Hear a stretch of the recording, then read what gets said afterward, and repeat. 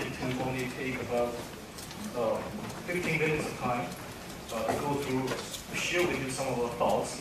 So I picked a topic, a title called Intelligence-Empowered Agriculture and Food Systems. So all these keywords are my favorite words, because intelligence, we work on that, and agriculture and food systems are the domains that we try to impact on. So basically, I'd like to start with sharing with you my idea of a food system, agriculture and food system. It's a very large-scale bio-based economic engine. It's very important. It's the largest industry in the world. Okay. Many people are involved. Gross production is very high.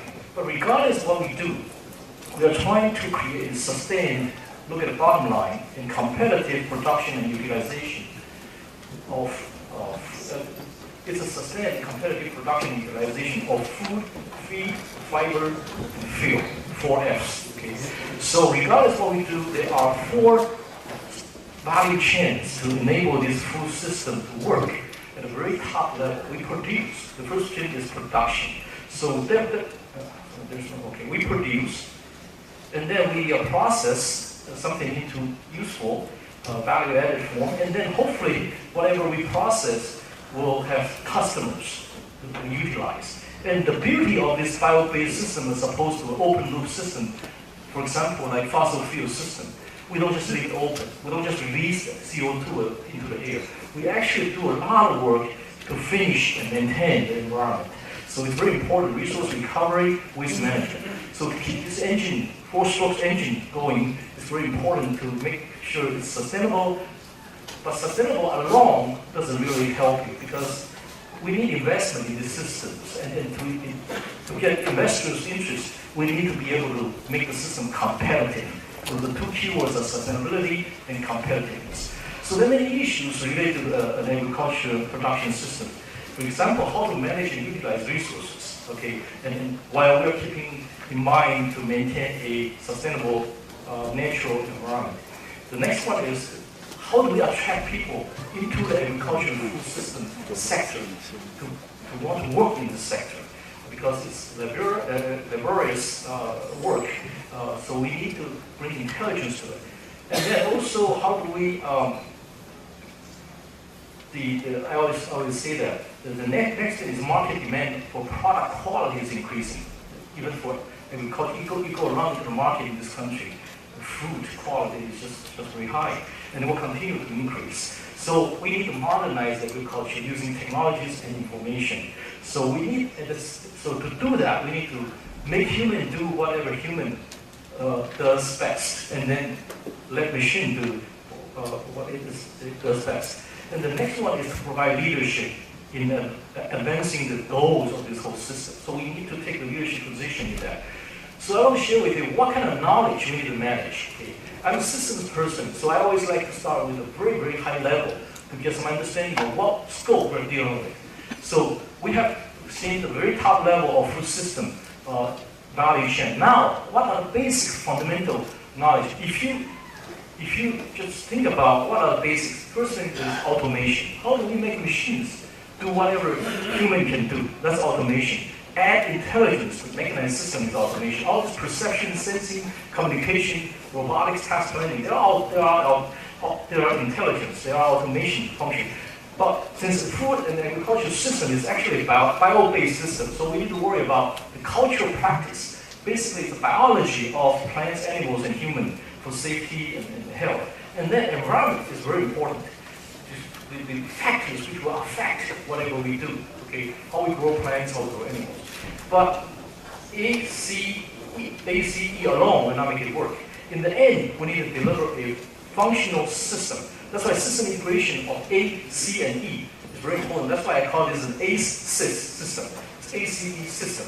Okay, so system integration starts bringing the social, political, regulation, optimization, all these issues into this picture.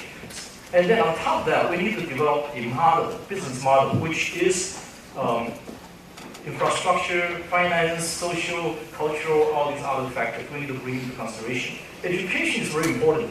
It's not the reason why it's the bottom is I ran out of space. Okay, it's not important. It's very important. We need to worry about how to develop human resources to work in the system. So that's a very important concept. So what do we mean by intelligence-empowered agriculture system?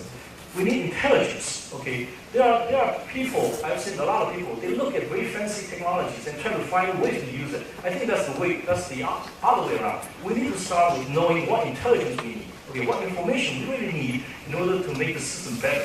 Starting with the information we need and try to find out how we describe the information, and then find technology to measure it, to acquire the information, and process the information into many, many different forms that we can use. Professor Shepard already said that we need to not only find information, define what we need, also find a way to use it for beneficial use. And mechatronics is very important. Mechatronics is basically machine and electronics part of this system. And the next one is integration of systems. I already say that. Do we want to go for flexible integration or fixed kind of automation?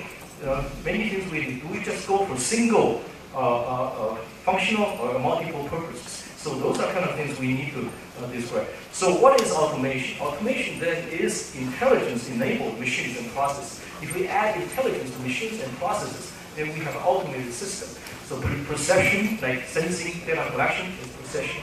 And the next thing is how do we process the information we receive? Okay, that's the reasoning and learning process of the machines. And then communication is very important. From my computer to the projector, the screen, to you. How do we communicate information? That's a very important sector. And also task planning and execution. If we just do the first three, it's nice to know, it's fun to have, okay? But if we don't take actions, it doesn't really give you any result. So we need to take actions. And then system integration, again, is very important. Now, to summarize this part, so on the left-hand side of your screen, there are intelligence functions that we can bring to machines. I already mentioned that, perception and so on. On the right-hand side, on the other hand, we have agriculture and food systems to enhance, to enable. So we need to find a way to use intelligence on the left-hand side to enable AFS, agriculture and food systems on the right-hand side. On the other way, when we learn on the right-hand side, hopefully we'll bring new ways of managing intelligence to the left-hand side. So it's a two-way interaction, not just one way. Okay? So that's very important. Now, I'd like to share with you how to manage knowledge. Okay? This is design 101. Okay? If you're an engineer, you know what I'm talking about. We always start with system requirements. When you try to make a system work, you always try to ask the question, how do we like this system to work? The system requirements define. If you design a system, a greenhouse production system, you like the greenhouse to produce floral or vegetable. So you need to define the performance requirement of the system. And then you go to the bottom right corner to find candidate technologies. What kind of technologies existing or to be developed to make the system you're designing to satisfy the requirements diagonally. Okay, so that's where you start to find technologies. If the technology, then there's a technology readiness level. You see this TRL, because not all the technologies are ready. From 1 to 9, you can set it. 9 meaning it's already commercialization. 1 is conceptualization. So you look for those. If it's ready, okay, go to the system requirements. There's criticality issues.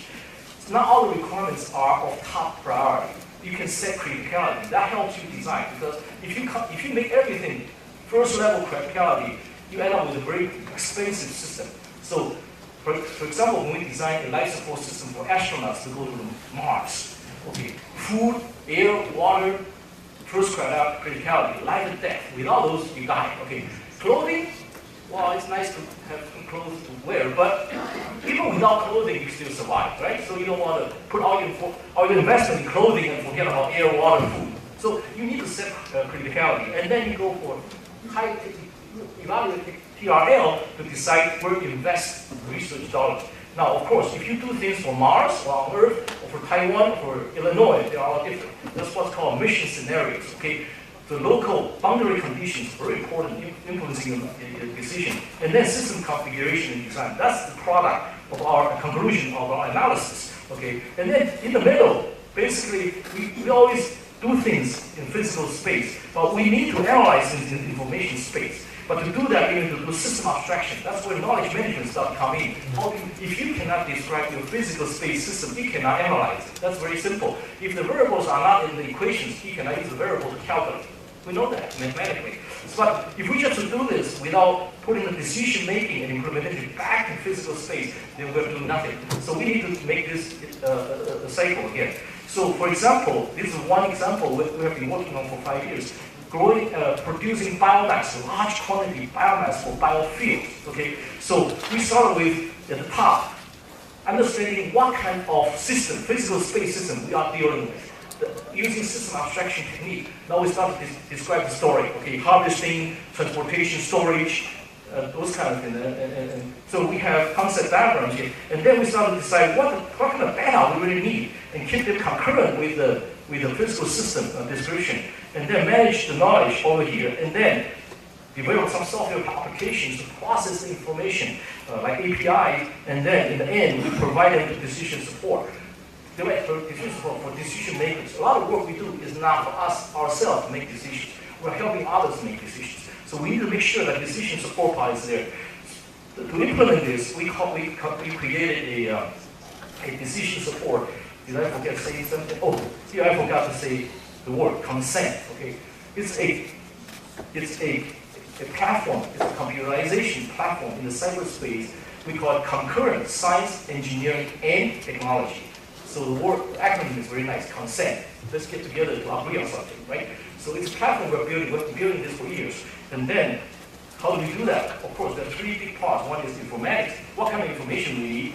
And to the right-hand side, what kind of ways to process information? Mostly people call it modeling. Modeling in itself is not systems analysis. Modeling is just a tool. And then hopefully informatics and analysis get together, fit into the middle. That's a decision support system. If we cannot come to a decision support for anybody, this system is not working. So the most important thing is, in the end, we need to provide this decision support for people who can make decisions. If we put everything like this for the agriculture and food systems in a cyberspace to enable it for real-time application, real-time change of software, real-time change of informatics, real-time improvement of decision support, then we have a consent platform built. I mentioned this already. We have a team of about 15, 20 people who have been working on this for 5 years, funded by BP, to do work to look at logistics between the crop field production of biomass, very large quantity. We're talking about 1 million hectares. And then in the end, here is the biorefinery. You can feedstock biorefinery. So in the middle, you need to monitor the crop, harvest the crop, transport the crop, store the crop. These 4 boxes are making the tasks work better.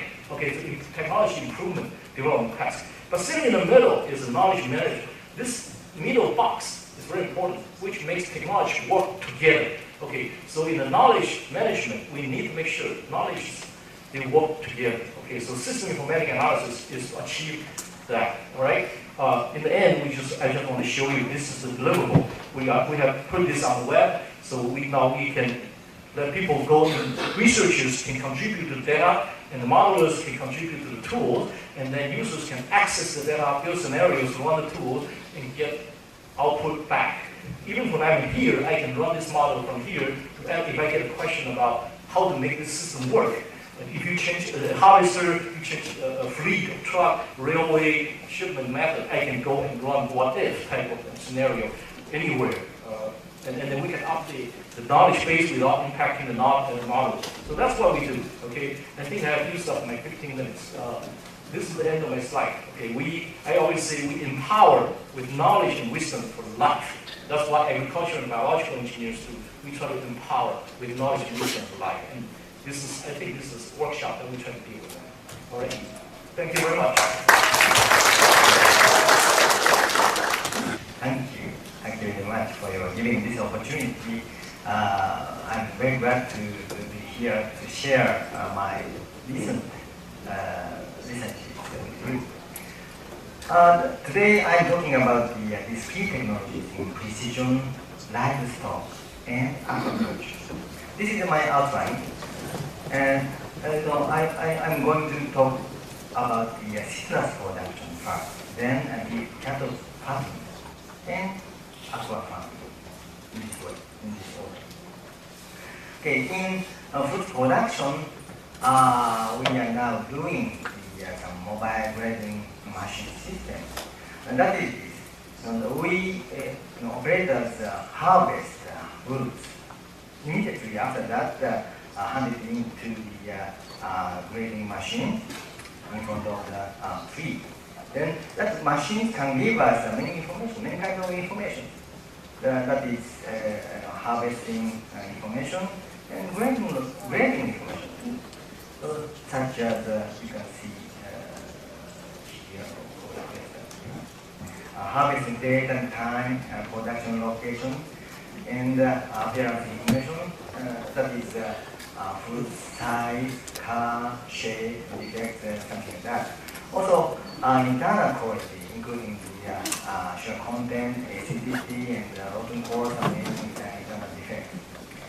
So then we can make marks, that yield mark and quality mark for individual trees. Based on those, we can conduct the tree management. So this is the mobile grading machine for fruits. This is actually a small mini scale this grading machine inside of this machine. The fruits are thrown in this pocket. Then the fruits are graded by NIR sensor to give us internal qualities, and TV cameras give us the appearance. Also, another TV camera, can measure the 3D color. Also, canopy size or some ambient, some conditions.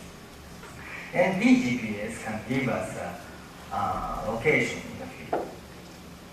Then we can make this kind of map, individual tree map.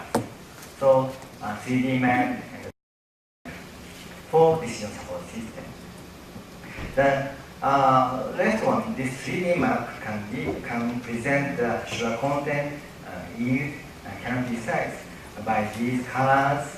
Also, height of this cylinder, also diameter is presenting canopy size. Of course, we can put any other parameters. For example, we have fruit size, color, and defect, shape, putting this. Then let me show you this new flow of products and the information. Start with this information from field by using of some sensor or some special system. Then, such as nitrogen and soil organic matter, moisture content, and EC, electric conductivity, and pH, something like that. And then, of course, we can get the product information by grading machine, mobile grading machine, or some stable grading machine. That doesn't matter. Anyway, we can get those information. Then, of course, in this part, in this stage, precision farming give us the operation records and sensing information if we have some sensors. Then those data, those information are accumulated, some database managed by some farmers group or agricultural cooperative association. Now we can call it soil analysis center or product information center. Then based on those information, we can do this farming guidance based on the decision support system to producers. Then on the other side, this database can give them the traceability data, and their own they can do some advertise their own local regional brand. So you just keep in mind this figure. Later you can meet the similar one. Now, regarding the precision livestock, especially focusing on the beef cattle fattening, the concept of the precision farming is minimum input, minimum fertilization, minimum feeding, and minimum irrigation, something like that. And we can get the maximum output, maximum highest quality, and the maximum yield. That is the concept. So to get this, we need some sensing systems.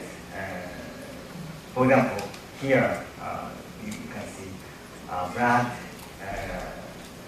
serum vitamin A, and weight. Also, hopefully we can get temperature, body temperature, and heart rate, and feces, and the urine, and some information. Also, in case of cattle, this identification is already done because they have their own ear tags. So just put the RFID on that. That's easy to accumulate many data if you have a sensor connected to the computer. Here I have to show you this belief quality. What's the belief quality? So there are several ways, several criteria to evaluate the belief need. Now, one of them is the belief marking standard that is graded into 12 levels, so from BMS1 to BMS12. Then the higher marking standard, the marking score is very tender and very high quality, so good for shabu or to any other some food. Then you may know this cognitive. Cognitive is should be more than BMS 6, more than 6. So remember that. So less than 5 is not cognitive, even if it's produced in cold air. Okay. Then to get the higher marking score belief, we need no physical exercise, no stress, and low vitamin A control, also high calorie. That's the point. Especially this low vitamin A. Why we need the low vitamin A? That is the serum vitamin A control makes fat cell differentiation, makes the higher marking score. But we have a problem if we can't control well. So this is a typical control ways, serum vitamin A. Usually, the fattening farmers, if beef cattle fattening farmers can receive at this timing, 10 months old age cattle or receive at the farmer. Then vitamin A is controlled, reduced like this, and finally a little bit higher just before the shipping. This is some level, vitamin A deficiency and disease level.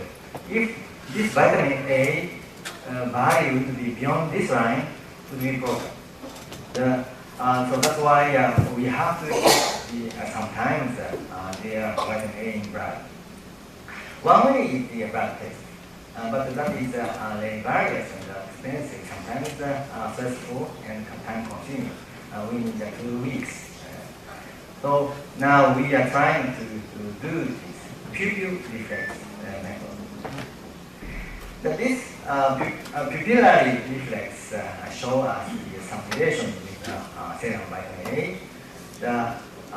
This Matsuda's group show us this one. The serum vitamin A has an inverse proportional relation with the contraction shrinking rate. So this is a pupil. Of course, pupil gets shrink when we light on in front of the eyes. Even our eyes and our pupil will be shrunk. In case of beef cattle, that shrinking way is very flattened, horizontally flattened. You may know the cats have the vertical shrinking. Anyway, this shrinking speed has much relation with the serum vitamin A. Also, we found this color. This is a bluish color, but if vitamin A is coming down, then this color will be reddish and reddish.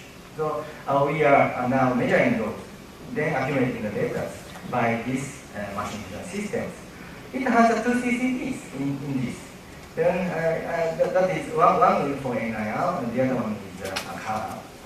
Then we can get this result. This is a typical result.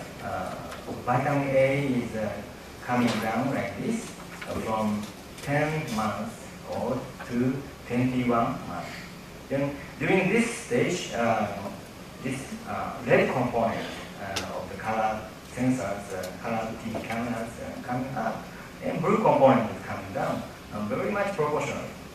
So then we can get this analysis result by multilinear regression using the hue parameter, hue, saturation, and intensity. Then we are going to add the shrinking rate too. Maybe later another time I can show you. Then we can construct this precision cathode pattern system. So once we got the vitamin A and weight, also other ambient parameters, we can do this variable feeding for individual cathode. So that's our point. The minimum for minimum input, minimum feeding, optimum feeding. And based on this data, we can know how to do the next. Also, we can predict the diseases and how much higher quality and how big yield we can get. Then you may meet this. You may see this very similar with the citrus production. This case, calf production by feeder, breeding farmer. This breeding farmer is different from this fattening farmer. So this fattening farmer received the calf from them, then they fat here. Then we can get the bloodline information and serum vitamin A information and other health information. Then, of course, we can get these evaluation values from market and accumulated here. And this data can give them optimal feeding and some other breeding guidance. Of course, same way as the consumers, the brand, and traceability data. How about aquaculture? So we usually grow these fishes in these cages. This size depends on the fish size. For tuna is very big and very important in Japan. So we are now very much researching about this cage system and some feeding system. So same thing, how to get the optimum or minimum input and maximum output, maximum benefits and income. We need the individual fish volume, fish quality hopefully. Then we accumulate those data. We can do this optimum feeding based on the growth curve. Here is the precision aquaculture system. Then once we got these volumes of individual fishes, also ambient parameters. Also, we need the identification. Let me show you. Tuna might be possible to put some RFID inside the body, but the small fishes, how do we do? Maybe sometimes difficult. But anyway, so we have to do the even whole volumes of the fishes, or total fishes. And then we have to do this variable feeding. And the key technology here is resonator for measuring fish volume. Under the water, point is under the water. Of course, they are fishing, they are swimming. So then we can get fish volume is from this equation, and this is whole this resonator's volume. Then this is frequency like this. Then we can get the peak frequency. Then, for example, this is the result of the volume measurement of this blue fish. Very proportional result. So we can predict this true fish volume under the water. Then this method is applicable to internal meat volume measurement for shells and crabs and others. So that's why I'm calling this technology for precision aquaculture. This is the same, similar figures. Young fish production stage, precision fishery stage, and the landing and evaluation stage. Those data are accumulated in this center. Then they can give them optimal feeding and plan. Okay, I think I can conclude here. Tree management makes more precise agriculture by use of the mobile grading machine and 2D or 3D maps in stress food production. Then serum vitamin A control is the most important technologies in precision beef cattle fattening farm. And fish volume is the most important measurement for precision aquaculture. Anyway, precision farming needs some bioinstrumentation technology of individual each product. And that is it. I think that's the conclusion. Thank you very much for your listening.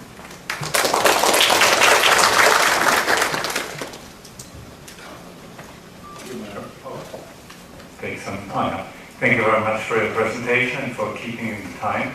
The same procedure as before, so we have short time for clarification questions, and then later on keep your questions for the final discussion. Please. Question from Hungary.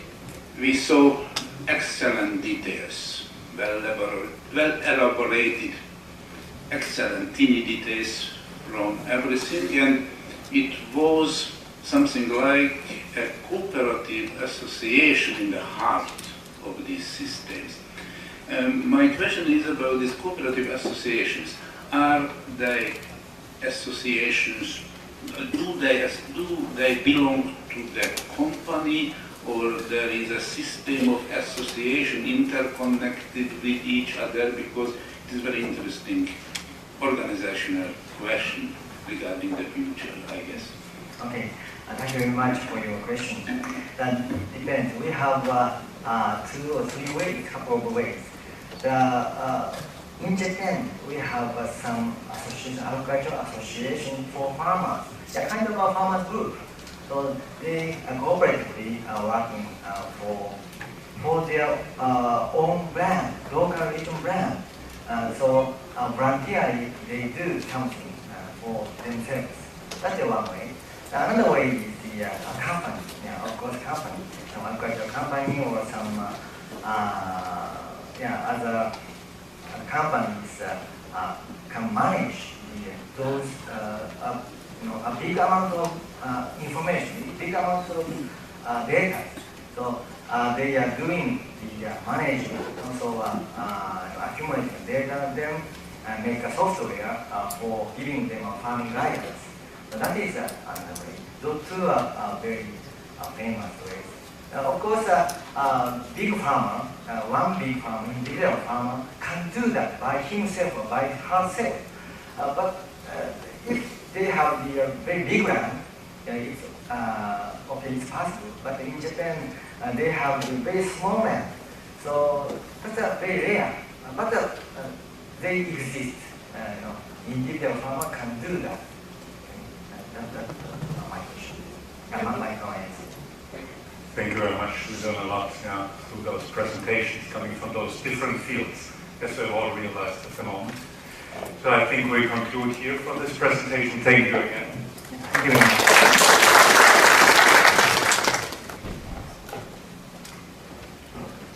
Thank you, Chairman. Today I'm going to share with you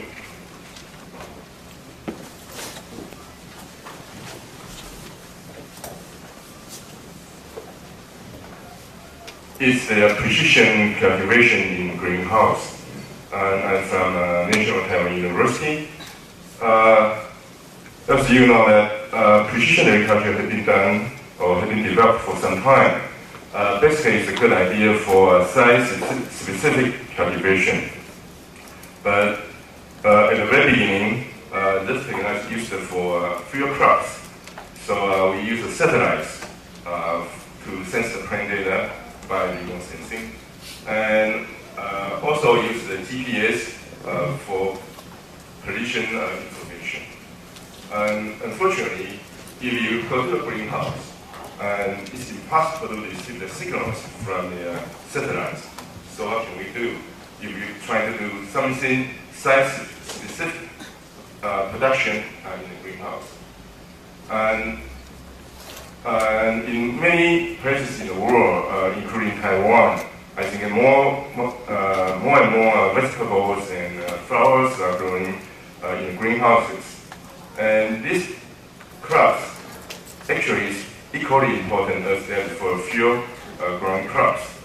So if you try to do the remote sensing in the greenhouse, so it means we try to adopt the precision agriculture concept from the farm to the greenhouse.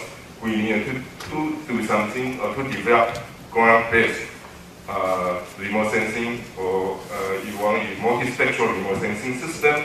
Also, the plant-oriented remote sensing algorithm is very important for this purpose in order to monitoring of the plant physiology status for greenhouse production. So, this for farm, field crops, and to solve this problem, and the plant sensing data, we needed to develop the ground-based sensing, so no satellites needed, and plant-oriented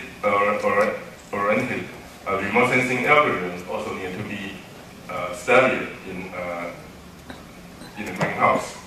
And how about GPS?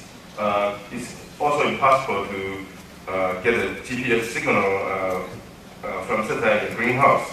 So the PLPS, so-called precision local position system, also need to be developed. So I'm going to address these 3 points in today's talk. And the sensing information, and also, as you know, in the greenhouse production, environmental factors are very important, and also material flow or the trace of the plants is some information we needed to study and how to link them. And in the study I'm going to share with you is use AFITA technology. And AFITA is used quite a bit in greenhouse nowadays, but we need to be aware of the irrigation water and the medical advantages, and also some environment condition like temperature may be high, humidity may be high, and so we need also to face this problem. And of course, some of the IoT tests was in the texture of the PVC, and so the RFID could be in different sizes, could be in different shapes, and also could be in different colors. And colors can be for identification purpose, but you know, you have information inside RFID. Color is important, but still there are many colors for you to select from. And this is the case study for seedling production in Taiwan. And the vegetable seedling production in Taiwan now mostly we grow in the greenhouses. And here I use the cage seedling as an example. And so it was growing in the crop trays in controlled environment. And it takes about 1 month for the seedling to mature. So you can see how from the seed to about the time to transplant, not to harvest it, to transplant to the field. And the role of FID, actually there are some remote sensing monitoring information need to be put in the IoT system, and also how the greenhouse environmental operations or some, for example, education need to be put inside IID2. And then for the food safety, we need some protection of traceability too. So IID make a role to integrate these three sectors together. And for the IoT management information system, there are three parts or three systems, big systems we need to develop.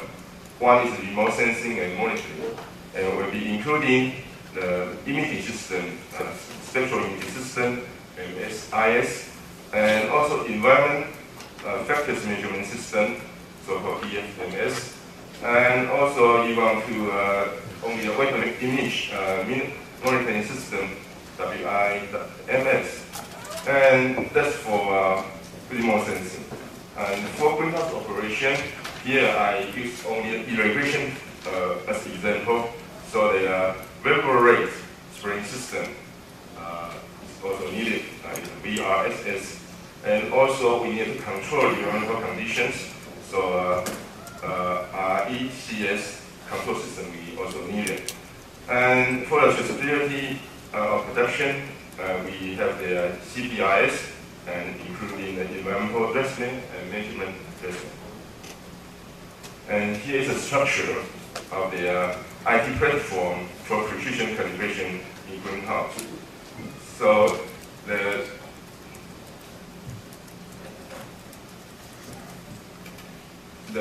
system in the red grass basically is the sensing and monitoring. And then VRSS here is the action to do the irrigation. And put them together, and we use IoT technology. And with wireless communication and control platform, and we can connect with the PDA, cell phone, or PC in the office.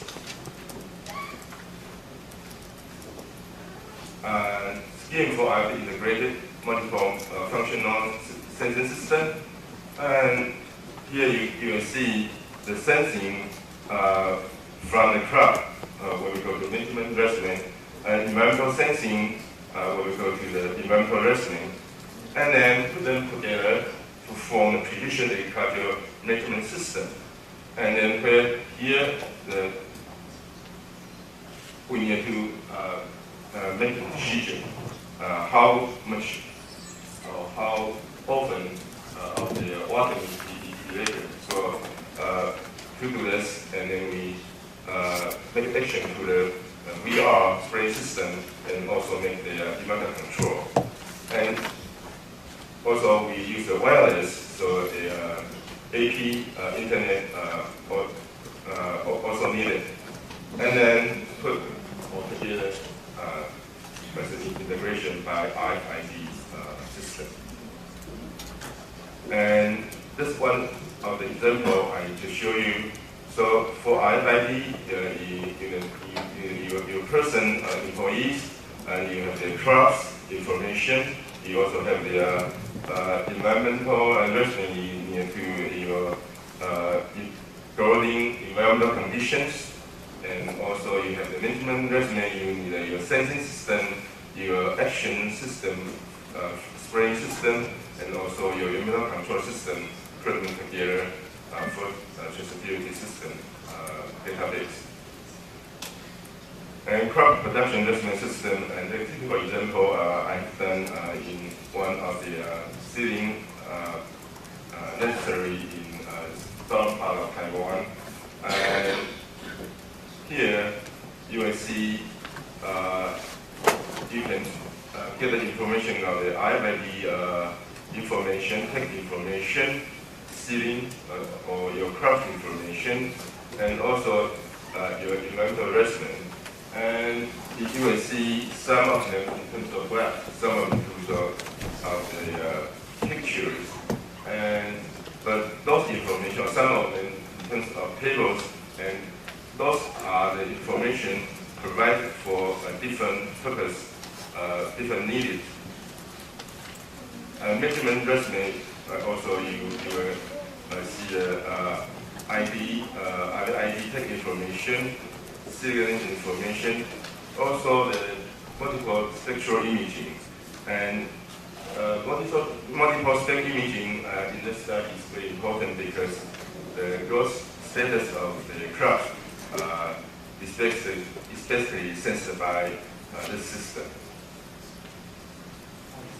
Multifunctional remote sensing system. And here show you some real pictures. I mean, apparatus or the equipment I use, carrier, and very often, it's quite often in greenhouse in Taiwan we use a boom system for watering, and so we use the boom as a carrier. So you don't need extra equipment for the sensing system. So inserted as the carrier. And so the SIS, the multiple spectral imaging system, is installed on the carrier. So we move with the boom when it's not for the function of the watering. So we move along the greenhouse to take all the pictures together. But the pictures, or the multi-spectral pictures, will be one by one. So I will show you later how they stitch them together to form an entire or integrated picture for the greenhouse. And of course, we need the environmental factor measurement system. Truly speaking, in greenhouse, most greenhouses, there's only one temperature sensor or humidity sensor, and it's not quite dangerous to use only one sensing information to control your environmental conditions in greenhouse. So in this study, we put those sensors on the carrier, so you can get many data or information of the environmental conditions. So you get a whole pictures, a whole situation, whole information of the two-dimensional information on the temperatures, humidities, and lighting. And also we use RFID in the system, and so RFID will also be the role for identification of the crops. And prediction PLPS, I just mentioned that in greenhouse it's possible to use GPS. So when the carrier cruises along the length of the benches in the greenhouse, we need something to record the position. So basically, it's very simple. Use the rotary optical recorder. So we count or calculate the move distance of the carrier. And in addition to that, because the moving, just like a tractor in the field, you have a sleeping problem. So you move once some distance, and we need to reset the recording. So proximity switches can serve this purpose very well. So with these two simple devices, you can do a PA or PS system. We don't need GPS from the center anymore. And multiple spectrum system, and here depends on your purpose. For the study, capture settings, I used two cameras. One is for visible lighting range, one is for near infrared range. And then so you can get the information not for the plant itself, but also the inside information. And so you need to do image processing. And then from there you can calculate some indices.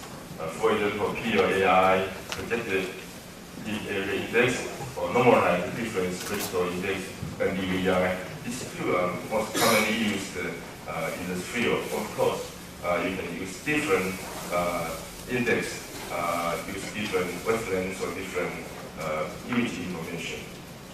And so this greenhouse then your system was installed on the carrier or solar boom. Here. And then goes here. Then when it moves, it takes pictures 1, 2, 3, 4, so on and so forth for the whole length of the greenhouse, and then it splits them together. Of course, there's some image processing algorithm needed to be developed. And then from there, you can calculate your so-called growth index. Here's PLAI. For example, I correlate with the base of the city growth, and the correlation coefficient is pretty good, and also error is pretty low. And also you can, you want to do something more mathematically, you can to model it by the Boltzmann function, like that. And so the question is, how can we go from PLAI to amount of distribution? And MDVI, same philosophy, you can calculate by linear integrated reference and also the rate reference. And here, show you some procedures. This is the scene in greenhouse, and then just I told you that stitch imaging, so the color, stitch, NDVI, profile, and then you can get different level of the index. And then also ask you a question about the amount of irrigation versus how can you get the amount of irrigation versus and this means we need to do something for decision system. And sensing data, we get either temperature or environmental factors, and growth information by multiple spectral images, and we can map them together.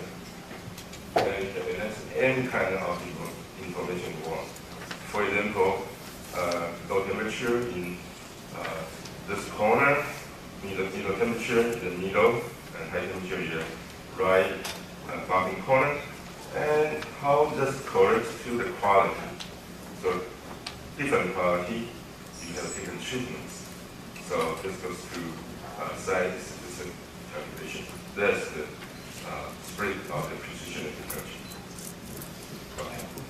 So with the IMID, multispectral imaging, graphing, environmental vector management, image processing analysis, and based on DVI, PLAI, you decide how much amount of water you're going to spray and what's the frequency.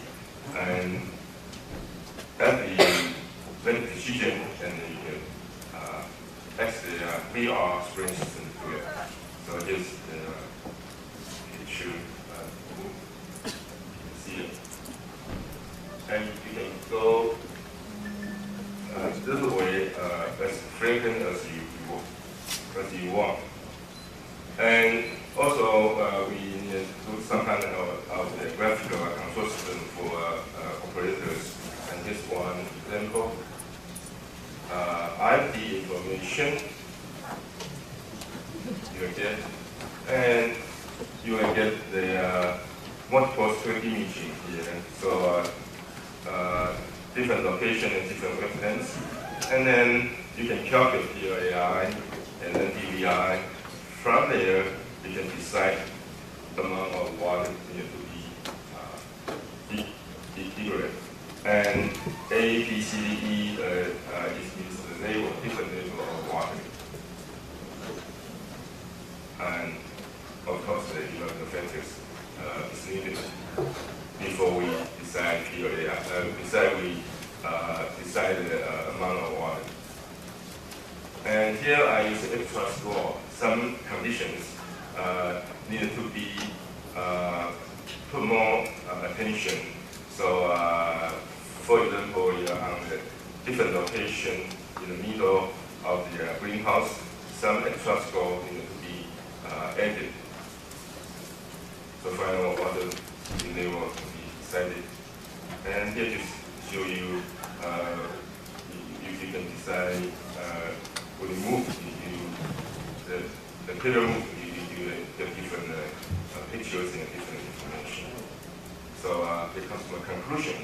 And so this research successfully used the IIT for precision calibration and just build a system in greenhouses. And we use site-specific calculation, remote sensing, and monitoring greenhouse operations. And for traceability, we developed the environmental assessment and management system. And use the precision irrigation packages for heavy seedings in that example. And we find PLAI, NDVI, and especially weather environmental conditions is good enough for irrigation policy making. So use IIT to achieve the reliable traceable system is also possible in this study. So this is all I have for today's talk. Thank you very much.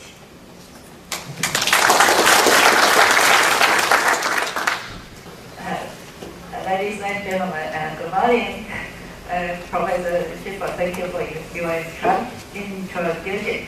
I would like to show you the innovative application of the IT knowledge management, how we implement at the Taiwan Public Agriculture Center. I think since the 2001, Taiwan joined the WTO, and we happy about that, and we also concerned about the increasing marketing competition. And at the time, Taiwan government all over the world also rise of the knowledge economic thinking, and we face a risk that is at that time Taiwan agricultural sector always thinking about how to improve the cost efficiency production, but it's a big issue because it's not only within Taiwan, but we are competition from all over the world. So I think the Council of the Agriculture proposed a solution about the agricultural knowledge system to enable the accumulation, sharing, and dissemination of the research results. And I think, just I said, in 2001, the Taiwan government started the knowledge economic development plan because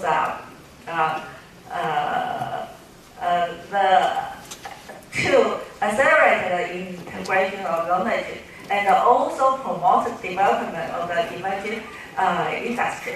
And in the Council of Agriculture, we hope they start the project called Agricultural Knowledge Management Application Project. The target group have from researchers, professionals, and professional farmers and consumers, and they kind of a different group. They have different kind of requirements. So so we think about how to assist in accessing agricultural technology and the knowledge for them easily and helpful. And so in this project, the Council of Agriculture separates the project into two major groups. One is for the professional farmers and the consumers, and the other one is for the agricultural knowledge management research professionals. and that's very different group. So so the Council of Agriculture seek to implement a very different system for this two. And today we like to share the system for the research professionals. We call it agricultural knowledge management networking system, or we simply call it as intro in this presentation. And this just like to show you, in Taiwan, even it's a very small area, we have 18 agricultural research and extension stations over our islands. And you can show they are not very, some stations is not very easy to access. If you have time to visit, then you will know that. So we just start the goal of the project to make the goals. Oh, the first one, accumulate research results and make the results realize the benefit of knowledge sharing or knowledge management. And we also like to consolidate researcher knowledge for collaborative development. And because all the stations have their own socialization, even within one station, they have a different research field. So it's the first goal. We like to make an environment or system to support that can have a platform to share together. So at the initial design, due to AI, I think it's the 2003, the network quality and the speed is not as good as now. So the original design for the project is a distributed system. At the first stage, the project built 18 systems with each one system with each research station. So there will be 18 systems, and how to make them share together. So Council of Agriculture need to consolidate or upload all the data together to the centralized system in the COA. So there are some problems caused like the speed of the network, and so some maintenance overhead also rise day by day. And at the time of 2009, the speed and the network quality improved quite well. So the Council of Agriculture Taiwan start to improve the project to simpler and lower maintenance cost, but consolidate or centralize all the knowledge base together, only one copy, and all the research stations access the same database. And we also enhance some functions in the second phase. I think like if in the knowledge management world, and we like to help the users when they like to access or they like to know something, they can easily access and reach the right information. So the major function is we can have sometimes we just feel difficult how to organize the documents. So we add a function as one document can have a multiple category. And we enhance the search to make the search faster and precisely.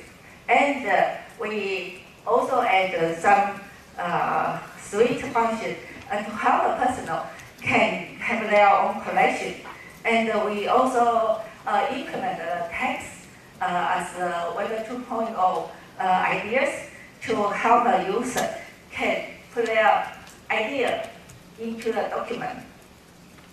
And we also have some subscription notification for users when some category have some new application. The system will automatically notify the researchers there is something new, and maybe they have the interest in that, so they can go through the system to know what they like to know. And we also integrate the library research or resources. We find that in many research stations, they have they own many periodically in their library, and we like to share this periodically magazines together to help the others. So we also use some system usage statistics to understand how this system works and how we can help them. So we like to have some screen to show how it works. This is when we have one document, and we can have multiple categories. So if the provider, if you are a professional, you know where your document should be put on and how to store. But if you are just a newcomer, a new research, you maybe have some idea, maybe because of your background, you have a different conception about the documents or the articles. So we provide this kind of function to help them to think about how the newcomer or how the reader would like to read these articles. So it will be very easier to have a multiple dimension views for a single document. So when you update or maintain a document, all of you will have the current version. And we also improved the search function as a full text search, and we can search every category, no matter where it is stored. It can be stored in the knowledge base. It can be stored in the library, or they can be stored in the portals.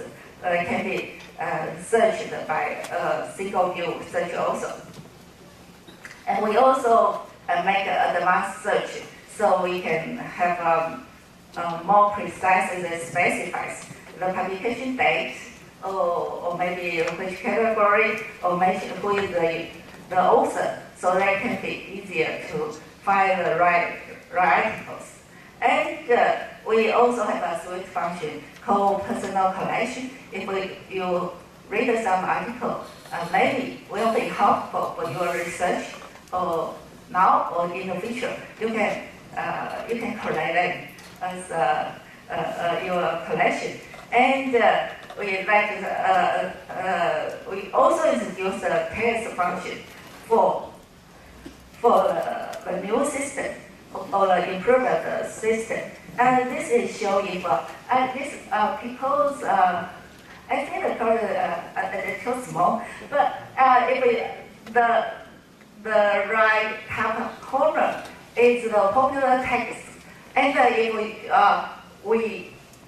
we can read like if we click the reading as the text, and if you show it will come out all the articles or documents with the reading text, and you can read some documents about the rice breeding, and some document about the goat, and some document about some sunflowers, and use this kind of function. We can make all the researcher station can communicate close station, so it's broken, or it's enhanced the communication between the different location or different research station. And we also have a subscription for users to subscribe what they should to know, like specific document, folders or category. Like you can, those kind of video can be subscribed. The system will automatically email you something comes, something new, something have been updated, have a new version. And also we said, we also simultaneously provide a search function across the database. So we'd like to show some function of the usage records. We had some analysis according to how many documents number and the document kind of quality. We are not professional in every field, so we have some method to evaluate the quality. We also have the involvement how the system usage improved or not, and we also monitor the system stability and reliability, and we also have some external influence, like the number of documents spread exclusively to the internet, and the number of times it has been read or downloaded on the internet or the intranet. So here comes some statistics. This project started at 2002, and the system will go for production at 2003, and we improved the system by 2009. So you can see the chart how many or how the document accumulated in this system, and we have a number to show you. Is each person generated approximate 0.5 documents per day in the agriculture public sector, according to our reports, and also some other results. This statistic show how many documents are put per person by a specific research station. I think at the left-hand side, at the top 3 units, we just make it as ST and O. And at the middle, the lowest, the bottom 3 units, we just name it as WCCA. So you can see that the top 3 units, the STO and the WCCA. So we just go for another statistical result. I think the other part we calculate the number and make a statistic about how many articles or documents have been read by other stations for each group. It means we publish and the other not within our group read my document. We count this. So the top one is TSU, and the bottom one, the bottom is BBE, and the bottom statistic is to count how many articles has read by certain group. So the title it means how many times. If you think about something, you need to do some research. You just go to the CAN system to research it or search something, and you study first, then start your work. So table 4 say the top 3 also TSU, and the bottom one is BDC. So we figure out some correlation between sharing and reading. It means the top and the bottom it's some like the same group. So we figure out the knowledge management is not only about the system, it's also about the culture, because the different research stations have their own culture. So let's come the different statistics. So this comes to my conclusion, the recommendation. And we just from the previous statistic, we figure out it's a large usage variations. And what we like to do is to interview to understand the root cause. Why the budget group, they don't like to use this system, or they don't know, or they don't want, or this system helpless, something like that. So we would like to do the more understand and find the root cause. And we also like to have more activities or events to make the group who use the CAN very well to share their experience and share their happiness or result and how the system help them for the others, so they can make the system and the culture or to be knowledge sharing friendly and have the results. It is my conclusion. Thank you.